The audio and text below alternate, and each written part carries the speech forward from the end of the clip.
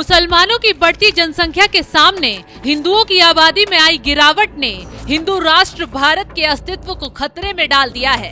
इस चुनावी समर में देश की जनसंख्या से जुड़ी रिपोर्ट ने सनसनी फैला दी है। हाल ही में प्रधानमंत्री आर्थिक सलाहकार परिषद की तरफ से एक रिपोर्ट पेश की गई, जिसमें हिंदू बहुल भारत में हिंदुओं की घटती आबादी और मुसलमानों की बढ़ती जनसंख्या ने पूरी दुनिया को चौंका दिया है।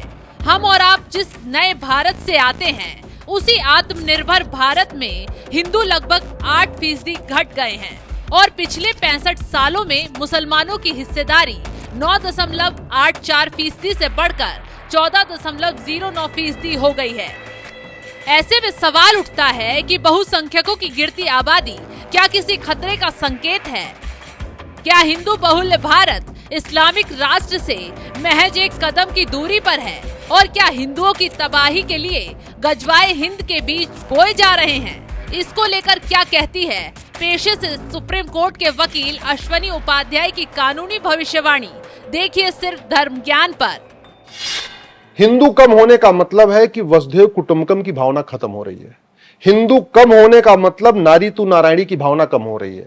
हिंदू कम होने का मतलब सर्वमंगल मांगल्य, सबका कल्याण हो, वो भावना कम हो रही है। हिंदू खत्म होने का मतलब यत्र नारस्तु पूज्यते रमन्ते तत्र देवता, वो विधान खत्म हो रहा है।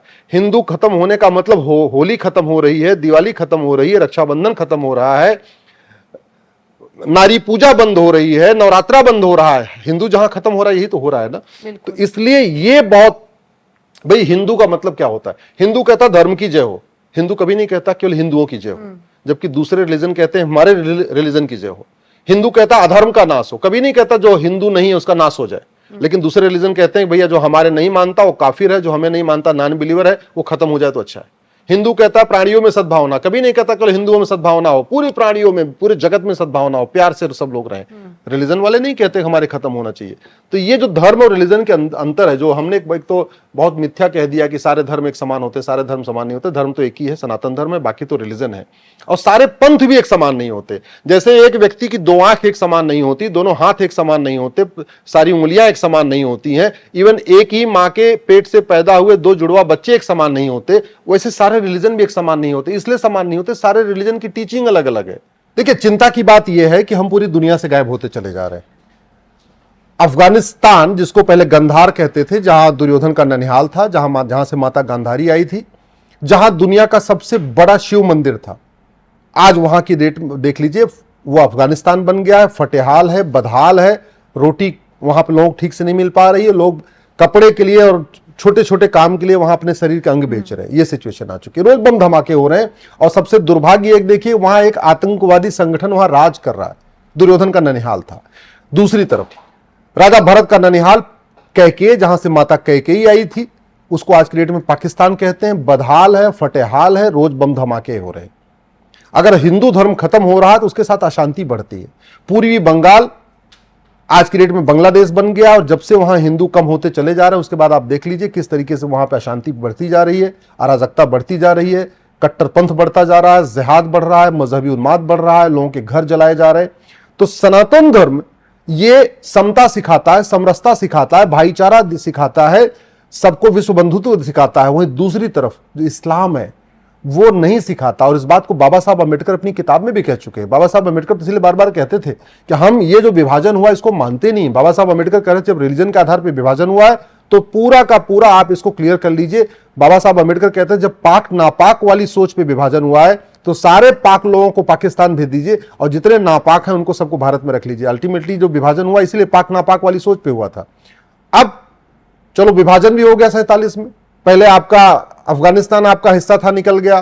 पाकिस्तान आपका एक नया देश बन गया। बांग्लादेश आपका एक नया आपके हिस्से से निकल गया। अब उसके बाद 9 राज्यों में खत्म, 200 जिलों से खत्म, 1500 तहसीलों से खत्म, बॉर्डर की 300 तहसीलों से खत्म। ये जो खतरा है, अगर इसको तत्काल नहीं रोका गया, आने वाले 20 से 25 साल के बाद बहुत भयानक स्थिति होगी। और एक बात मैं बार बार कहता हूं, आज के नेता 25 साल के बाद किसी को बचाने नहीं आएंगे। आज के नेता जो अपने अपने बड़े बड़े भाषण देते हैं, बड़ी बड़ी बातें करते हैं ना, ये 25 साल के बाद किसी का घर जब जलेगा तो बचाने नहीं आएंगे। इसलिए मैं जनता से कहता हूं, दल गुलामी छोड़ो, पार्टियों की गुलामी छोड़ो और एकदम स्पष्ट बोलो, हमको घुसपैठ नियंत्रण कानून चाहिए, हमको धर्मांतरण नियंत्रण कानून चाहिए, हमको जनसंख्या नियंत्रण कानून चाहिए, हमको समान शिक्षा कानून चाहिए, हमको समान नागरिक संहिता कानून चाहिए। इस पूरा जो डेमोग्राफी में बदलाव हो रहा है, इसका एक ही तरीका है, समान शिक्षा लागू हो, सब लोग 10वीं तक एक समान शिक्षा, एक किताब जैसी होनी चाहिए, समान नागरिक संहिता हो, जो इस्लामिक ये शरीयत एक्ट चल रहा है, अलग अलग कानून चल रहे हैं, ये बंद हो, और धर्मांतरण के खिलाफ कठोर कानून बने, और घुसपैठ और जनसंख्या विस्फोट। नहीं तो भारत का विभाजन 25 साल के बाद फिर होगा, जैसे 1947 में हुआ था, 2047 में भी फिर होगा, अगर हमने ये 5 कानून तत्काल नहीं बनाए तो। और इसमें मुझे लगता है चर्चा हमें करनी चाहिए लव जिहाद को लेकर भी। अगर इस तरीके से जनसंख्या बढ़ रही है तो फिर ये आंकड़ा भी बढ़ना तय है। निश्चित रूप से देखिए, जब आप किसी एक जिहाद में कई चीजें होती हैं, मर्डर होता है, घर जलाया जाता है, कई चीजें की जाती हैं। जब किसी पुरुष को या किसी लड़के को मारा जाता है तो एक हिंदू कम होता है, लेकिन अगर एक हिंदू लड़की को इस्लाम में ले लिया जाता है तो एक तरफ तो एक परिवार कम हो गया हिंदू का, दूसरी तरफ इस्लाम में एक परिवार बढ़ गया। अब पता चला उससे 8 बच्चे हो रहे हैं, 10 बच्चे हो रहे हैं, तो एक तरीके डबल नुकसान हुआ ना, एक पूरा परिवार हिंदू का कम, क्योंकि लड़की तो जननी है, वो अल्टीमेटली शादी विवाह के बाद फिर बच्चे भी होंगे। एक तरफ हिंदू एक पूरा परिवार खत्म, दूसरी तरफ एक मुस्लिम में पूरा परिवार बढ़ गया। और ये जो जिहाद की घटनाएं हो रही हैं, आप उठा के देखिए ना, कितने हो चुके हैं। नेहा को मार दिया, साक्षी को मार दिया, श्रद्धा को मार दिया, नीतू को मारा, सीमा गौतम, वर्षा, सुशीला, निधि गुप्ता, उमा, बबली, निशा, एकता, नैना, प्रिया, कशिश परमार, सीमा, अर्चना, हिना तलरेजा, नीलम अहिरवार, प्रभा कुमारी, नीलम यादव, मुनिया, तनिष्का शर्मा, शिवानी, निकिता तोमर, स्वाति, अंतिमा, प्राची राणा, नील कुसुम, सुनीता कुशवाहा, यशोदा, सोनम शुक्ला, अंबिका, रूपाली, उर्वी वैष्णव, मानसी, रूबी कुमारी, ममता देवी, रूबिता, अंजलि, ममता बिष्ट, निधि पासवान, अदिति, आद्या, अमृता, विलासा, भावना, वीना, दीपा, छवि, दृष्टि, इशिका, एकता, लक्षिता, रिया, नीना, कनिषा, हर्षिता। ऐसे कोई ऐसा हफ्ता नहीं गुजरता।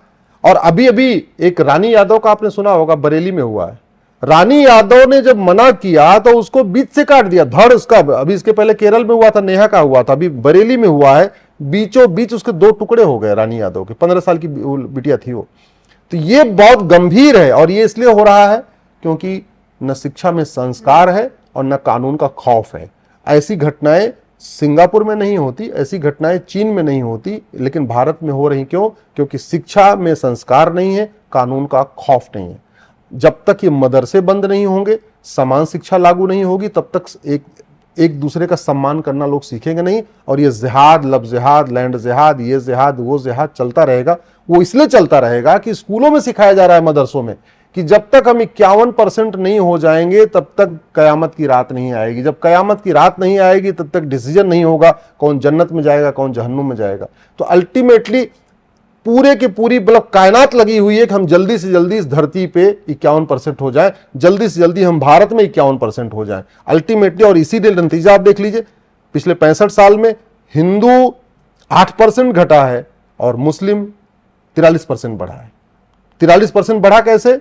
रोहिंग्या बांग्लादेशी घुसपैठ। 43% बढ़ा कैसे? साम दाम दंड भेद द्वारा धर्मांतरण, धोखे से धर्मांतरण। 43% बढ़ा कैसे? जनसंख्या विस्फोट।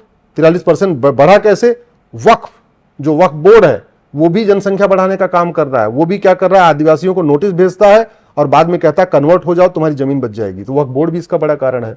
तो इसलिए पहले के बहुत सारे कानूनों को खत्म करना पड़ेगा और नए कानून बनाना पड़ेगा, तब जाके डेमोग्राफी बचेगी।